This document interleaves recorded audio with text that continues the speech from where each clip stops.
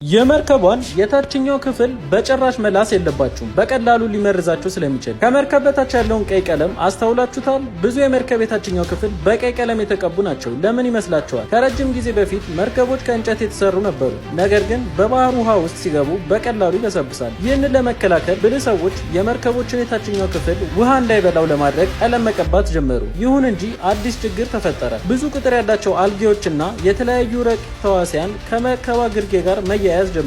ይህም የመርከቧን ቅርፊት ከማበላሸት ባለፈ መርከቧን የበለጠ ክብደት እንዲኖራት በማድረግ ሰርፌሱ ያልተስተካከለ እንዲሆንና በጉዞ ወቅት ፍትጊያ የመቋቋም አቅም እንዲጨምር በማድረግ የነዳጅ ፍጆታ ከፍ እንዲል አድርጓል። ይህንን ችግር ለመፍታት ሰዎች መጀመሪያ ላይ የመዳብ ሳህኖችን ከመርከቦች በታች ያያይዙ ነበር። ነገር ግን ይህ በጣም ውድ፣ ተጨማሪ ክብደትና መደበኛ ምትክ ያስፈልገዋል። በኋላ አንድ ሰው አዲስ አይነት ቀይ ቀለም ፈጠረ። የዚህ ቀለም ዋናው አካል ኩፐር ኦክሳይድ ነው። መርዛማ ንጥረ ነገር፣ ቀይ፣ ደማቅ፣ ርካሽና ተያያዥ ባህር ውስጥ ፍጥረታትን ለመግደል በጣም ውጤታማ ነው። ይህን ቪዲዮ ያዘጋጅላችሁ ዋልታ ቴክኖሎጂ ሲሆን የመኪናችሁ ሞተር ሲነሳ በስልካችሁ የሚያሳውቃችሁና የመኪናችሁ ሞተር በስልካችሁ መቆለፍ የሚያስችላችሁ የጂፒኤስ ቴክኖሎጂ ድርጅታችን ዋልታ ቴክኖሎጂ አስመጥቶ እየገጠመ ይገኛል። ለበለጠ መረጃ ከታች ባለው ስልክ ቁጥር ይደውሉልን። እንደዚህ አይነት መረጃዎች እንዲደርሳችሁ የፕላስ ምልክቱን በመጫን ቤተሰብ ይሁኑ።